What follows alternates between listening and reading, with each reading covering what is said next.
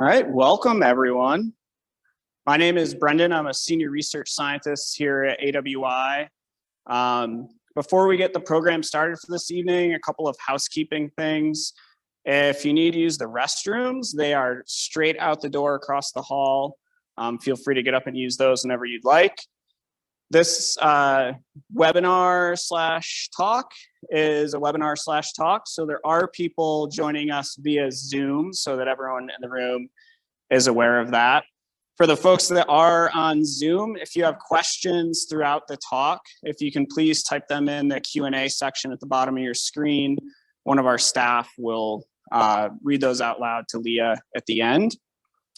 I want to spend just 2 minutes or less introducing everyone to the Adirondack Watershed Institute. If you're not familiar with us, we are a program of Paul Smith College, and our mission is to protect clean water, conserve habitat, and support the health and well-being of people in the Adirondacks through scientific inquiry, stewardship, and real-world experiences for students. And we have 3 major program areas that we work in. The first one is our science program, which is what you're going to be hearing about today. So we run the largest surface water quality monitoring program in the Adirondacks, and that's a combination of volunteers going out and sampling lakes through the Adirondack Lake Assessment Program, and then our professional staff out doing monitoring as well.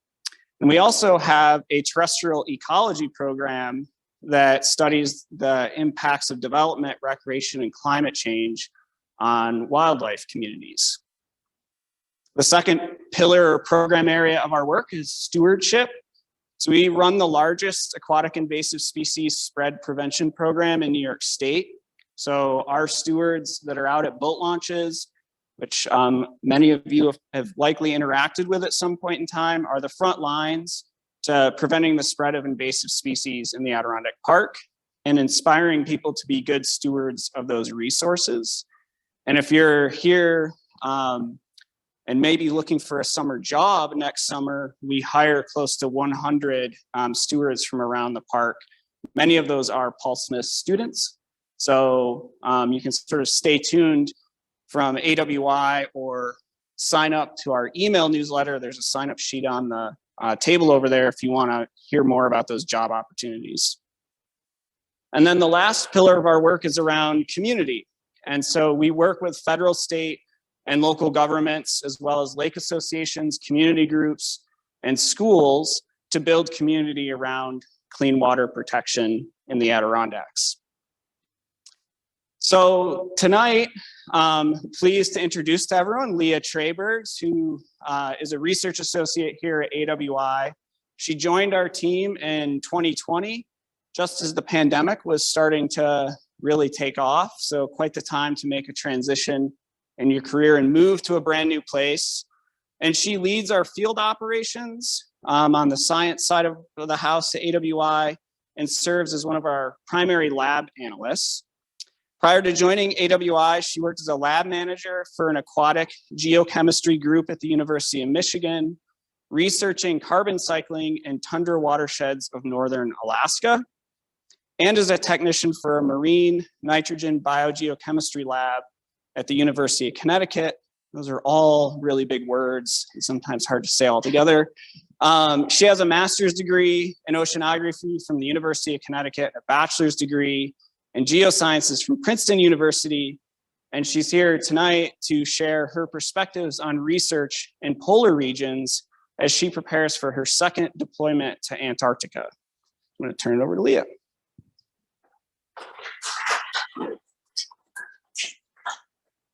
First, I have to get the camera to follow me.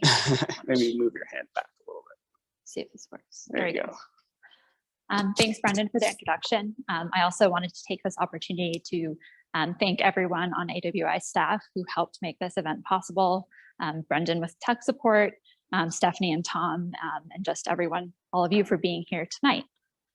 So I'm very excited to talk to you about the polar regions, which are one of my favorite topics. And before we begin, I want you all to envision in your mind a scene or a landscape that you think of when I say Antarctica. I'll give you all a second to think about it.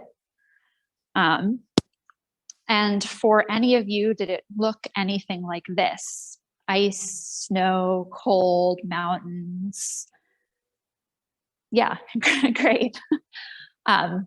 So in a quick Google search reveals, because Google is a trusted authority, that this is kind of what we think of when we think of Antarctica. It's an icy system, it's cold, it's lots of snow. So now I want you to do the same thing for the Arctic. Think of a landscape that comes to mind when you think of the Arctic. And now I want you to raise your hand if the scenes that came to mind were similar for you. Okay. Now, for anyone who didn't raise their hand, I think I might have seen one or two of you, would you be brave enough to share maybe what you thought of when you thought of the Arctic? And that's okay if no one wants to.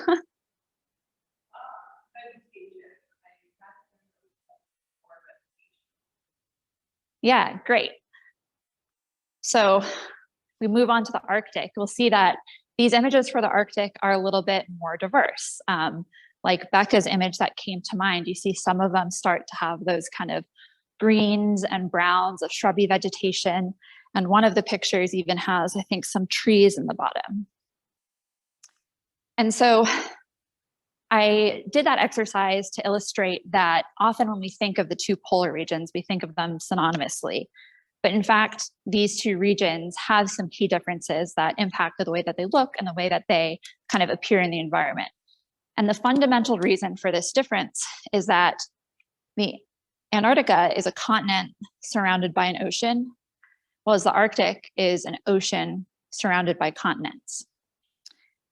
And the circles here represent both the Antarctic Circle and the Arctic Circle, which are at 66.7 degrees south and north, respectively. So this difference means that there are some key differences in these two regions. So in the Arctic, the majority of the ice is sea ice, which is anywhere from 1 to 10 feet thick. And this ice is grows seasonally. It grows by about 50%, and only about 28% of the ice stays throughout the season into the next year. So only about 28% of the ice pack is multi-year ice. In contrast, the majority of Antarctic ice is land-fast freshwater ice that's over a mile thick that has been accumulating for millions of years as snow falls in the Antarctic. The Antarctic also has sea ice that grows annually, but nearly none of it lasts throughout the season.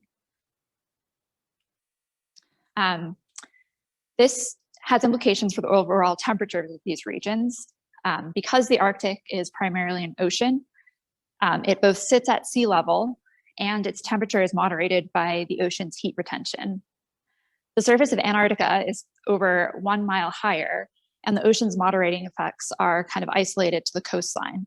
And so this heat map, which is just, these are average global temperatures at 2 meters above the surface. You can see that Antarctica has much more of these bright colors, which are on this colder end of the spectrum, whereas the majority of the Arctic is kind of in this still quite cold, but less cold than Antarctica, except for Greenland ice cap, which, similar to Antarctica, is taller ice and at a higher altitude.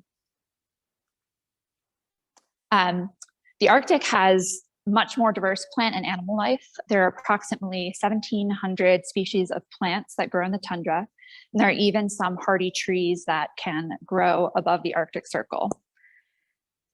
In contrast, Antarctica's plant life is limited to lichens and mosses, and I think there are 2 vascular plants that grow in Antarctica up on the coasts. And the only non-marine animal life that's visible to the naked eye, other than the researchers who are down there, is one species of wingless midge. So these are very different systems when it comes to kind of the life that we find there. Related to that, I think a very important distinction between these two regions that is often overlooked is that the Arctic has a permanent human population, whereas Antarctica does not. The Arctic is home to over 4 million people. And this image kind of depicts the Arctic population centers, and the big blue circles are cities, which are kind of mainly limited to Russia. But these smaller blue dots are villages over less than 20,000 people. And you can see they exist all around the Arctic Circle. And because of this, the Arctic has a very rich cultural heritage and a pretty complex geopolitical landscape. In contrast, Antarctica is technically owned by no one. There are nations who have claim to Antarctic land, but Antarctica is protected under an international treaty to kind of be set aside for international scientific cooperation, which is another reason that makes it one of the most unique places on Earth. And then lastly, this is probably the most important distinction. I'm joking, but it is, if you take anything away from this talk, is polar bears are found in the Arctic and only the Arctic, and penguins are found in the Antarctic, also other places in the southern hemisphere, but definitely not in the Arctic. So I'm sorry if this crushes anyone's dreams of, friendly exchanges between penguins and polar bears sharing Coca-Colas on the ice under the aurora.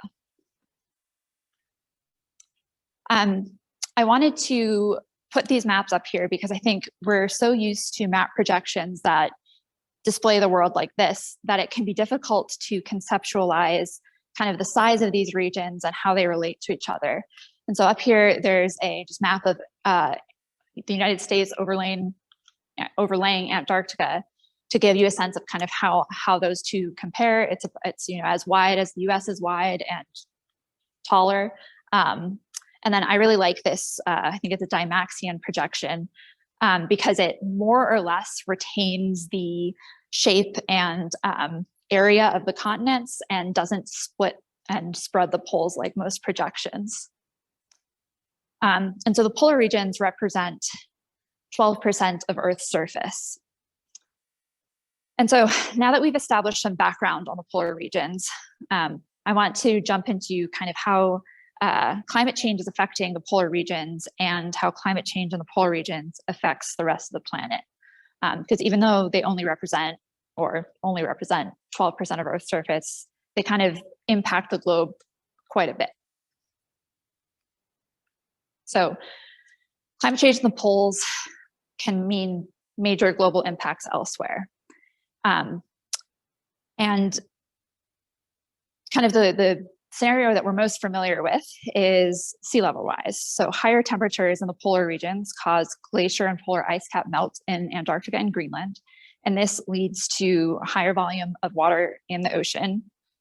Sea level rise then has implications for coastal resiliency to flooding all around the world. And there are estimates that by 2100, up to 410 million people could be at risk from coastal flooding. Arctic sea ice melt has implications for the strength of global ocean circulation. This circulation relies on the sinking of cold, dense, salty water in the North Atlantic and Arctic Ocean. And as Arctic sea ice melts, that's weakening the density of that water and this kind of the strength of this circulation. It's not very well understood if and how this could strengthen, but this could have really big implications for global climate, since this conveyor belt is responsible for redistributing heat around the Earth and the major driver of global climate and local weather systems. Up here, this is a kind of graphic that illustrates wind and weather systems in the Arctic are changing due to global warming as the strength of the jet stream weakens. As we're warming the atmosphere in the northern regions, there's less of a gradient between the temperatures in the north and the south, and this weakens these winds. This can destabilize the polar vortex and could lead to kind of, these oscillations in the jet stream that I'm sure we've all experienced that can lead to extremely cold temperatures, especially in the Northeast. This is also not very well understood if this is directly being driven by warming in the Arctic. And so this is kind of a current area of research. And then lastly, again, we often don't think of kind of the human impacts of these systems, but as sea ice melts in the Arctic Ocean, it's projected that this is going to free up the Arctic to both global trade, resource extraction. And this image is from a paper that's depicting the shortest distance across the Arctic Ocean that is available to both ice class, so ice reinforced ships, and open, just regular normal cargo ships, as the sea ice is projected into the year 2050. So in the year 2050, the sea ice in the Arctic Ocean will be such that polar enforced ships can go directly across the whole ocean, and some of these kind of more coastal routes could be available to any cargo ship. So this again has big geopolitical implications and economic implications. All of this is exacerbated by a phenomenon called polar amplification. This is the phenomenon where we're seeing that the poles are warming at rates faster than the rest of the globe. So all of the Earth is experiencing increased temperatures, but this is happening faster in the polar regions. And recent estimates were that this is happening almost 2 times faster in the poles, but increasing evidence is just showing that, especially in the Arctic, this can be happening up to 4 times as fast as the rest of the Earth. And this figure shows the temperature anomaly in degrees Celsius from the year 2020. So it's a global average temperature for that year compared to the average from 1851 to 1880. We can see that especially in the Arctic region, you have really, really, really strong warming. I also wanted to include on this slide these 2 news bits from the last year and a half that I remember when they happened, being really struck by kind of what they meant, because I think it's easy to see headlines like this and figures like this and kind of have a conceptual, understanding that these places are warming. But earlier this year, this story came out that both the Arctic and the Antarctic were experiencing a heat wave at the same time. That meant in both places, temperatures were over 50 degrees warmer than averages. That's huge. And then last summer, Summit Station, which is at the top of the Greenland ice cap, so it's, I think, located at something like 11,000 feet. That station has only recorded above freezing temperatures 3 times in the last decade. And until last summer, there had never been any record of rainfall there. And so last summer, for the first time, it rained at the top of the Greenland ice cap. I had actually friends who were there at this time, and they kind of described this kind of like feeling of extreme sadness to be in a place that seemed kind of, you would have never expected that to happen. And they woke up one morning and it was raining.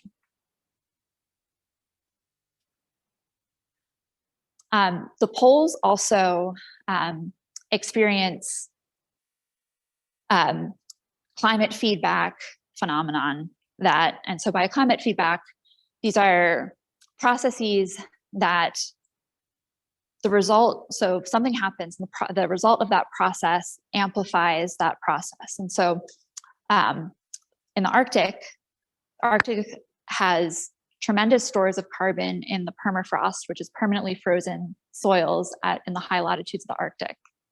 As temperatures are rising, this permafrost, which has been frozen for thousands of years, is releasing methane and CO2, both of which are greenhouse gases. Methane especially is a very, very strong greenhouse gas. And the release of these greenhouse gases are then contributing to further climate change and kind of creating the cycle where the warmer it gets, the more permafrost melts, the more greenhouse gases are released. Another feedback that is unique to the Arctic is the sea ice loss and ice albedo feedback. Albedo is a measure of how reflective a surface is, and sea ice, which is white, is pretty reflective. So a lot of the solar irradiance that comes in is reflected back to the atmosphere, which means not a lot can be absorbed by the ocean. Open water is not very reflective. Most of the solar radiation that comes in gets absorbed and very little is reflected. As sea ice extent decreases in the Arctic, you're turning a white surface into a dark surface. And so you're absorbing more of the sun's heat, which is then warming the sea surface, and that is then contributing to more sea ice decline. Again, a feedback that can kind of just loop in on itself. So I hope I've convinced you kind of the importance of the poles in the global system. And for these reasons, it's very important to study all these processes and understand the rates at which they're happening, and kind of how strongly these are going to come into play. But I also, now I'm going to shift more to talking about my own personal experiences conducting research in the poles. And I wanted to take this opportunity to say that none of that is why I got interested in doing polar research.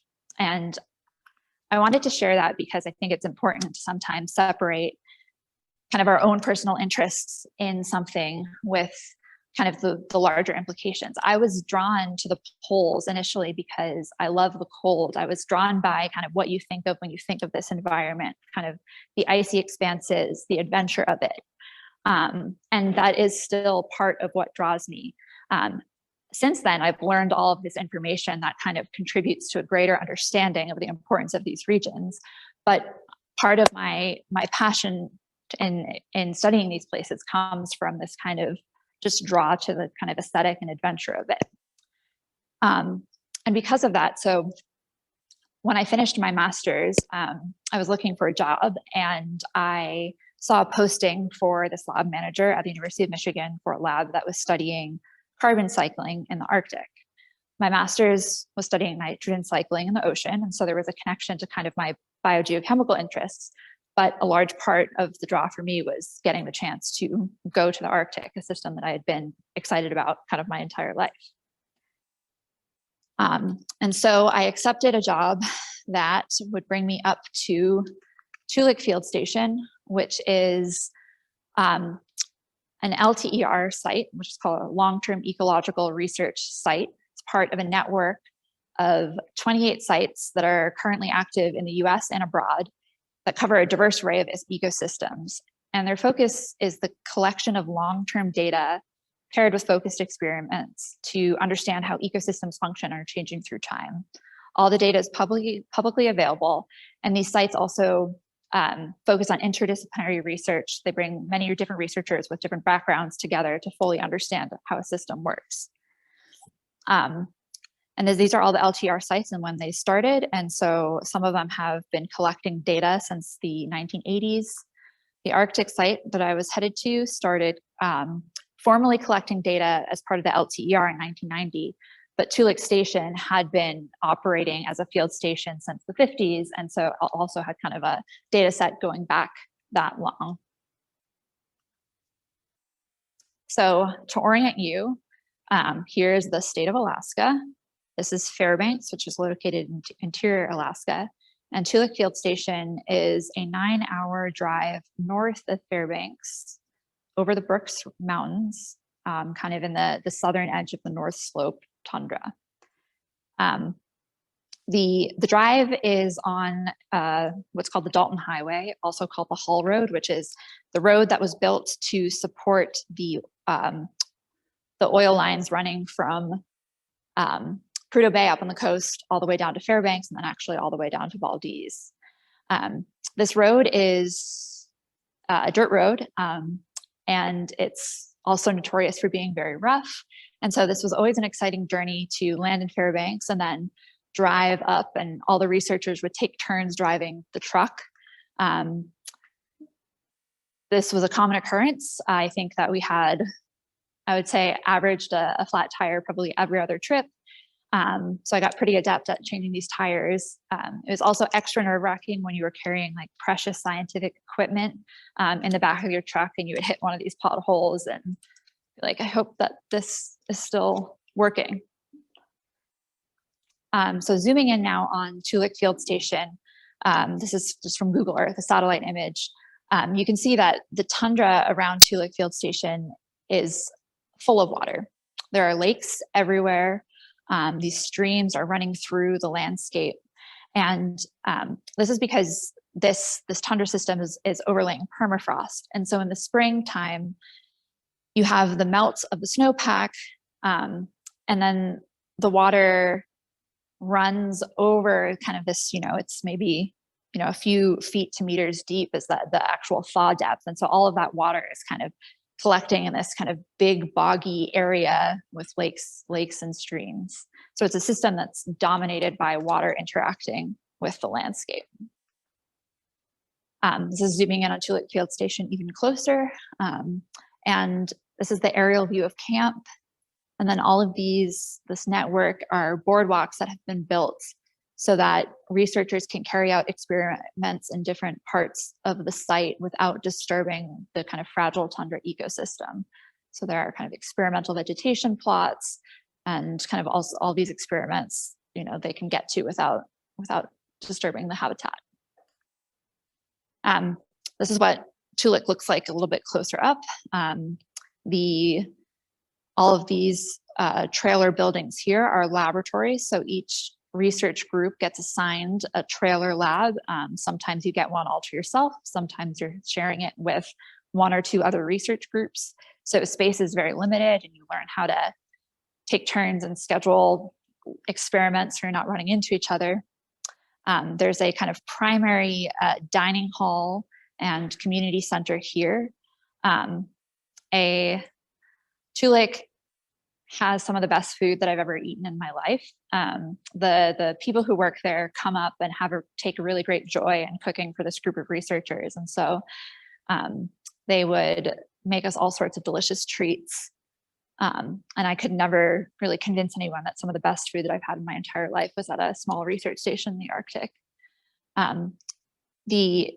You could stay either in these polar haven tents, which are these kind of half-dome structures, or if you wanted to rough it a little bit more, you could pitch your tent in Tent City, which is this area here, and spend your summer living in your tent.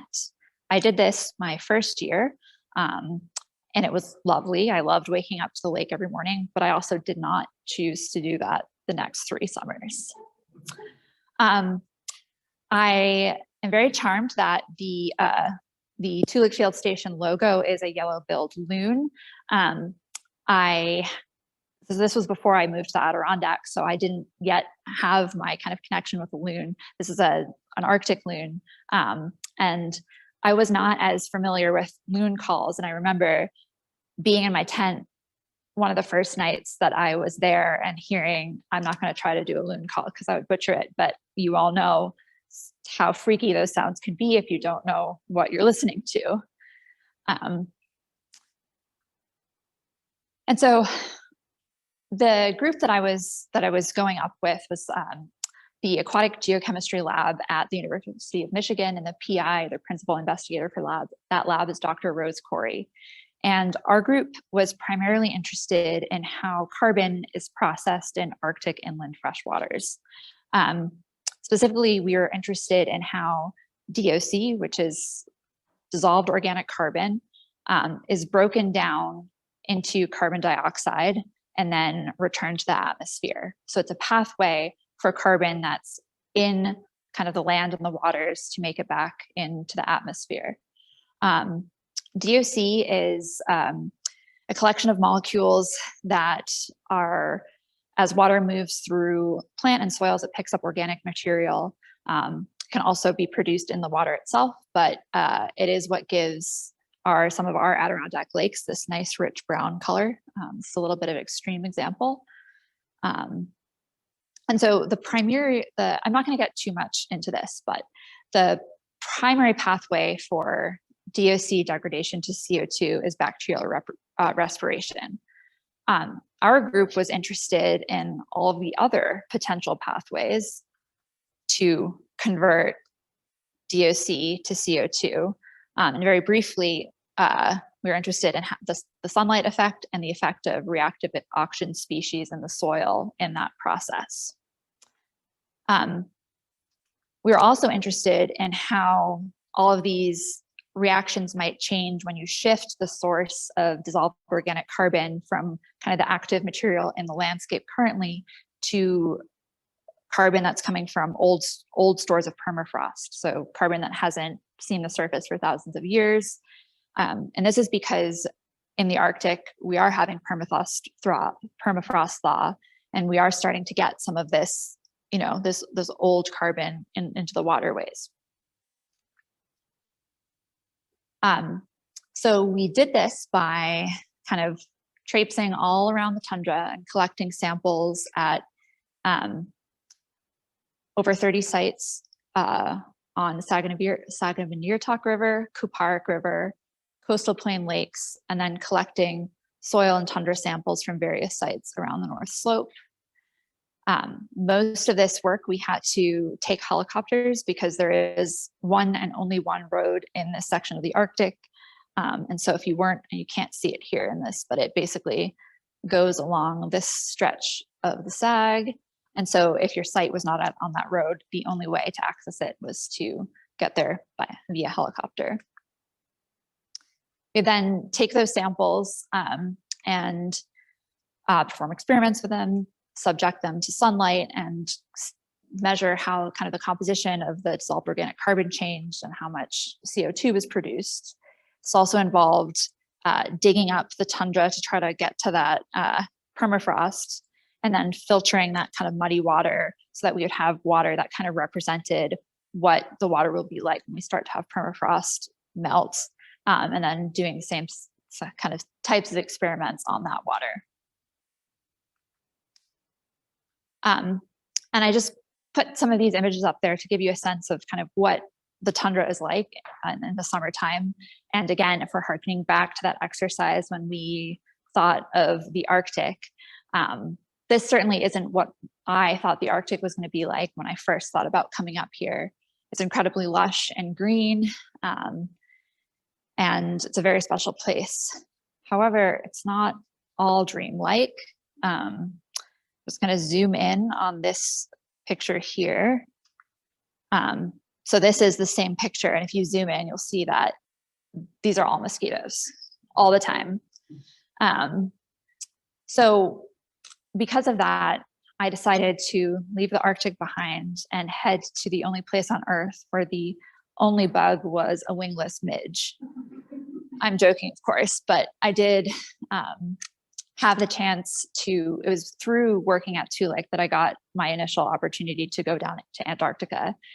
There's a researcher there who also worked down in Antarctica, and Toolik is a very communal place. I was sitting next to him at dinner one night and talking to him about his research, mentioned that I had always wanted to go to Antarctica.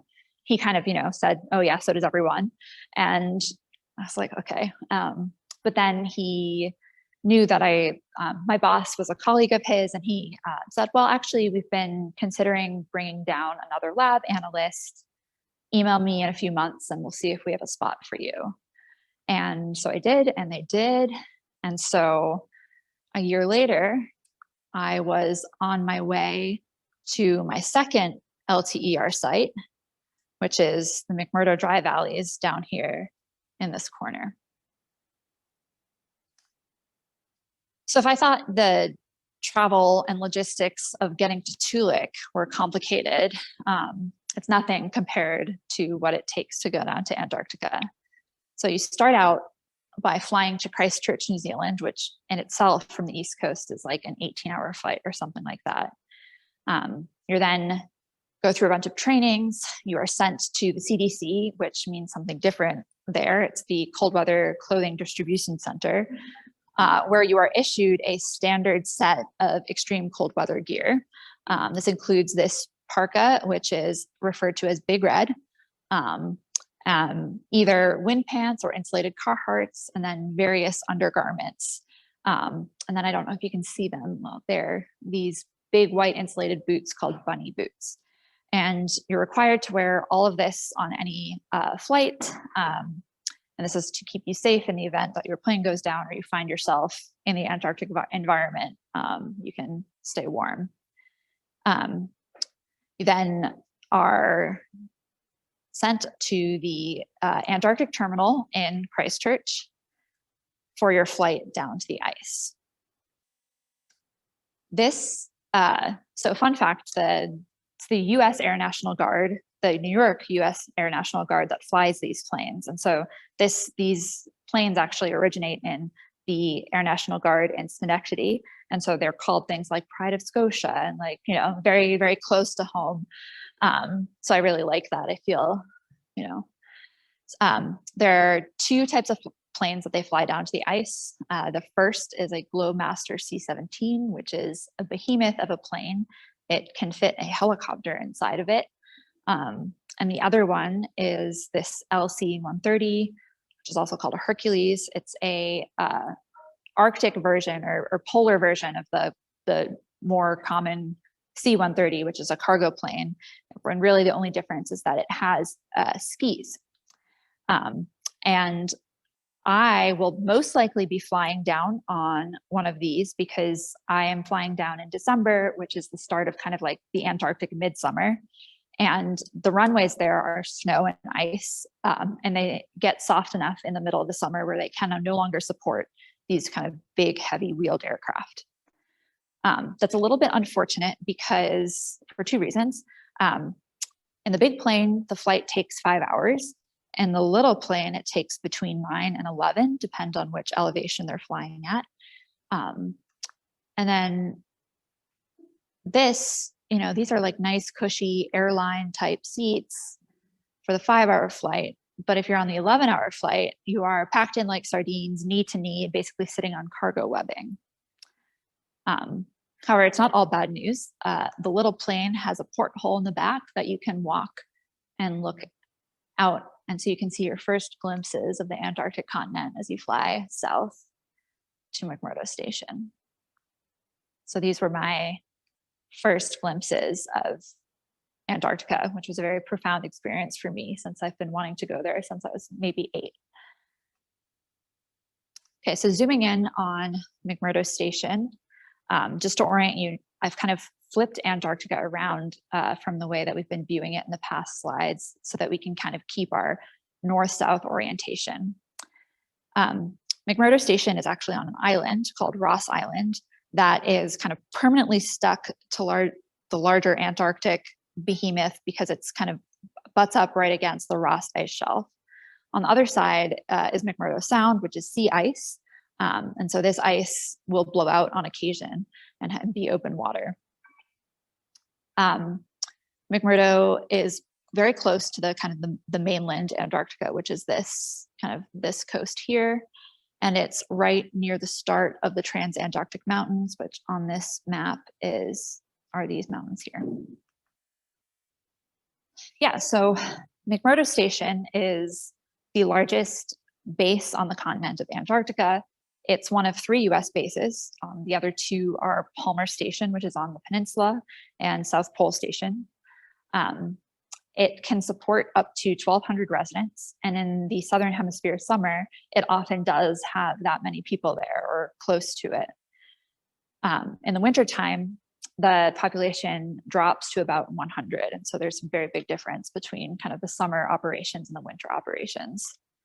There are over 85 buildings in this kind of mini city, and they include dorms, the science lab, prairie, there's a gym, there's a bar, there's a big cafeteria and mess hall. So it's doing a lot.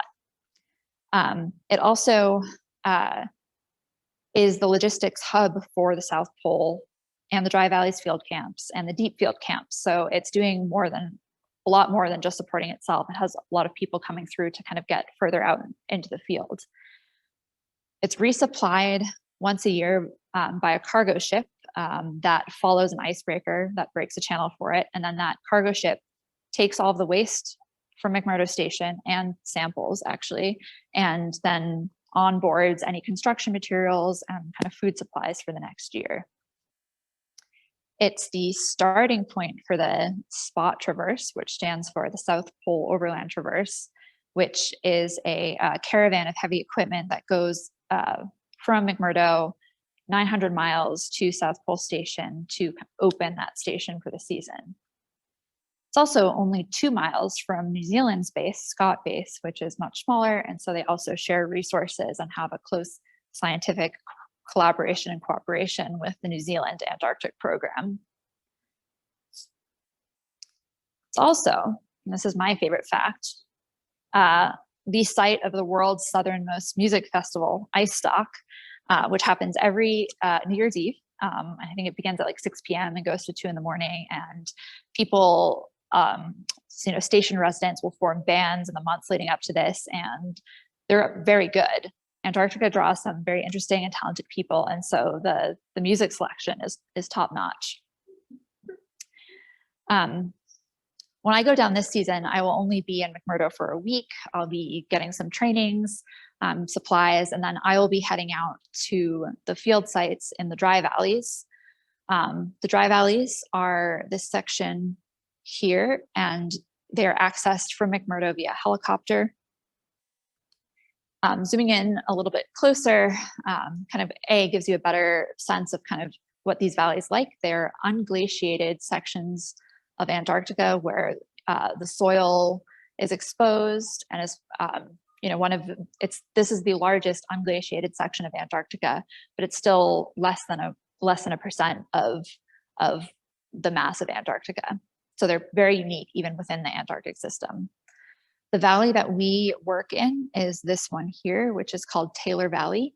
And it has 4 field camps, which are these orange points, and 3 lakes.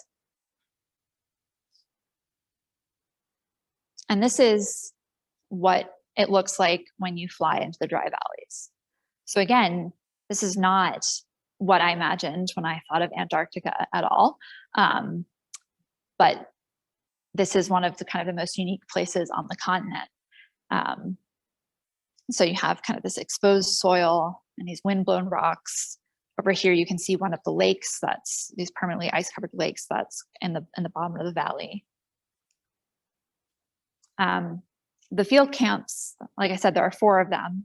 This is Lake Hoare Camp, which is on the shores of Lake Hoare. It is the largest of the field camps in the dry valleys. It has its own camp manager, the rest don't.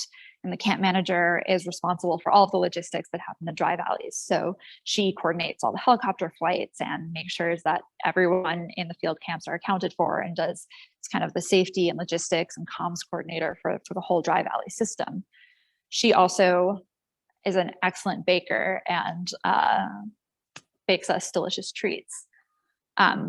The camp itself has one primary building that is used for cooking and eating and socializing. This camp has 3 permanent lab structures. There's a chemistry lab, an instrument lab, which is used for kind of electronics and field instrumentation, and then a rad lab, which is where if you are doing any work that requires using radioactive carbon, which is used often in our kind of work, it's confined to the rad lab so that it doesn't contaminate anything. We sleep in 4-season tents, and you can see them here as well. And I think camping has been forever ruined for me because this was my view when I stayed there last time. And I mean, Lower Saranac camping gets close, but I don't think anything will ever beat this. So this is not necessarily the best quality picture, but I like it because it illustrates what the dry valleys system is like, kind of with all of its elements. And so just to orient you, this is taken from this perspective. So it's looking up across Lake Bonny, up at the Taylor Glacier. And so we have the Taylor Glacier coming down into the valley, which provides water to this permanently ice-covered lake, Lake Bonny. We study the system in the summer, And during the summer, the temperatures are mild enough and there's enough incoming solar radiation that the very edges of these lakes melt out and create these moat systems on the edges of the lake. You then have the exposed soil, and you see this stream running over the soil and joining the lake. And then the other aspect of this system that also plays a big role is kind of the atmosphere, weather, climate, winds, things like that. And so the researchers of the McMurdo dry valleys are kind of aiming to understand how this system works with all of its component parts, and specifically how these interactions might change in a low surface energy scenario, which is a colder, less windy, cloudier scenario, versus a higher energy input, which would be a warmer, sunnier system. And the reason they're interested in that is in a higher energy system, you are increasing the amount of water that is coming off of the glaciers.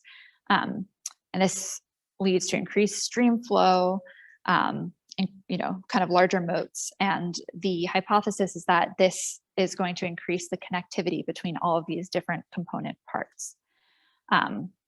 And this would have big implications for how the system functions. If you have parts of the system that were relatively isolated before, now have more connectivity, that's going to have implications for the biology and the chemistry of that systems. And so you have teams kind of studying all of these different parts. You've got limnologists on the lake, you've got glaciologists on the glaciers, hydrologists studying the streams, soil microbe experts studying the soil. I will be on the lakes team, which is good because I like lakes a lot, and I don't know much about soil microbes. And so specifically, the Dry Valleys Limnology team is interested in understanding the ecosystem structure of these permanently ice-covered lakes that are dominated by microbes. There aren't a lot of higher order anything else. And so really that's the biology that's going on there is primarily these microbes. We're also interested in collecting long-term data on the physical and chemical characteristics of the water column, which is very similar to what we do at AWI on our lakes. To investigate the rate processes, so phytoplankton productivity, bacterial respiration, and the biological diversity of the lakes, and then to monitor the changes in lake level, ice thickness, and incoming light, and how changes in any of those parameters are affecting all of these other things. So I pulled these two pictures from the LTER website, and then I kind of put them on top of pictures of field work that we do here in the Adirondacks, and for a few reasons. So there are some differences in these systems. I mean, you can see that this lake ice hasn't thawed in a very long time, and so it's kind of blown by wind, has a lot of dirt on it, is very, very topographic, which is not similar to Mirror Lake. Kind of, this hole is a lot bigger than the holes that Connor is sampling through. But other than those two things, these are very similar systems. Like, I feel like if you erase the trees, you could probably, I could be in Antarctica, but I'm in Lake Placid. So I'm very excited to go to these new lakes and both learn about kind of the physical and chemical differences and similarities between the lakes in the dry valleys and our lakes at home. But also, I think it's an incredible opportunity to exchange ideas with and learn from the researchers who have been studying these ice-covered lakes for decades, and maybe learn ways to expand and improve our water quality monitoring efforts at home. And yeah, so I'm very excited to depart and get started on my Antarctic lake limnology journey. So with that, I will take any questions.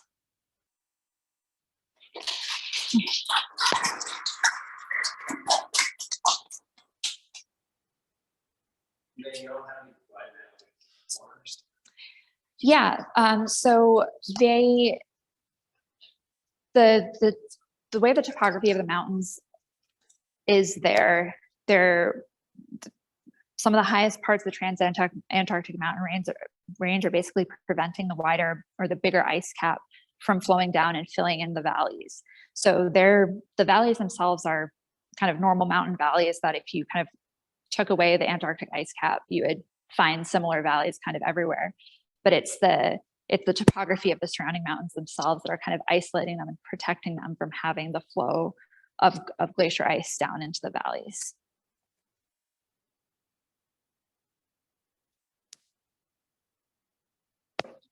Zoom questions. Hi, Leah. We have a question from Zoom asking if the bartenders are also scientists. So no, the bartenders are Antarctic support staff contractors who then basically do that as a side gig. So the amount of logistical support it takes to do research in either of the poles, but especially Antarctica, is huge. So when I was mentioning that in the summertime there can be 12,000 residents in McMurdo, only a small portion of those are actually the researchers. Everyone else who's there are people who are supporting the science in pretty much any way that you could think. There are comms people, internet people, there are people working in the galley, there are carpenters, there are antenna riggers who go down and set up, the equipment in the valleys. So it really takes a city to make the science happen down there. And so the bartenders are people who are working other jobs and decide that they want to take a shift to get a little bit extra cash working at the bar. Yep. Oops, hold on. Oh, sorry. We're going to give people a microphone just so that people on Zoom can hear them. Okay, sure. My question is there precipitation in the dry valleys? Yes, but very, very, very little. I don't have the number in my head, but it is, it flurries on occasion and, barely sticks. They're called the dry valleys for a reason. It's a polar desert, very little precipitation.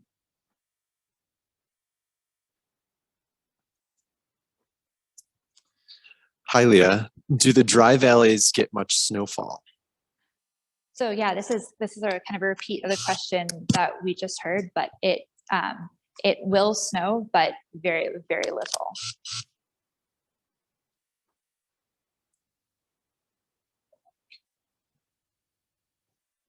How is your upcoming trip to Antarctica different or similar than your past trip to Antarctica?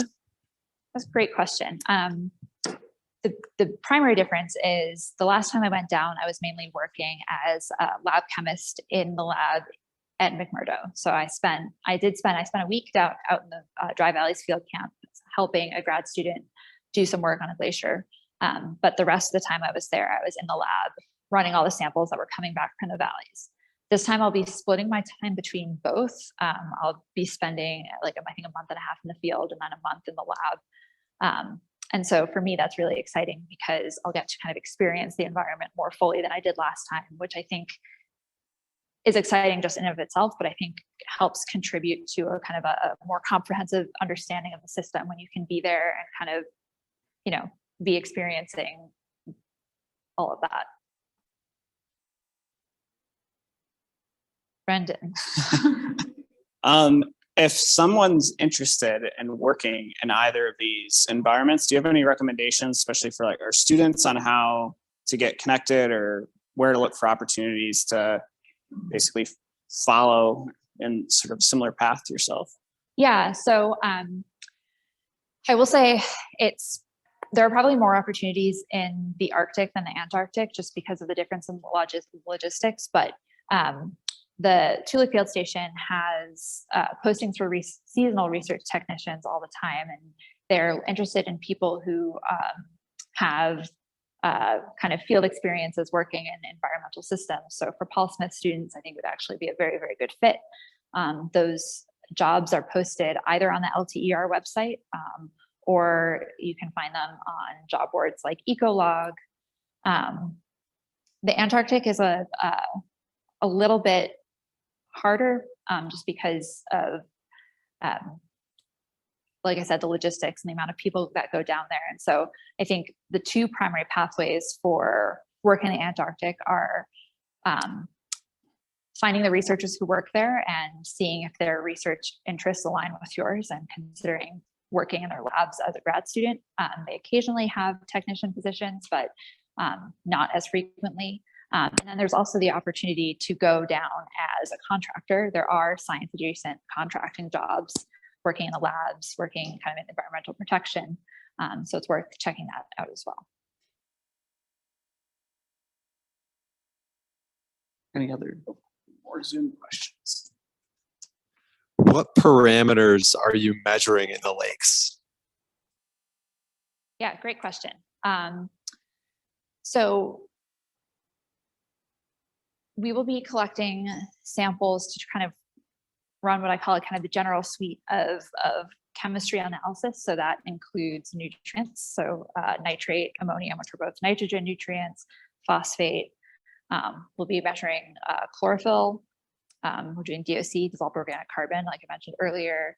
And then the second part of that answer is I don't fully know yet.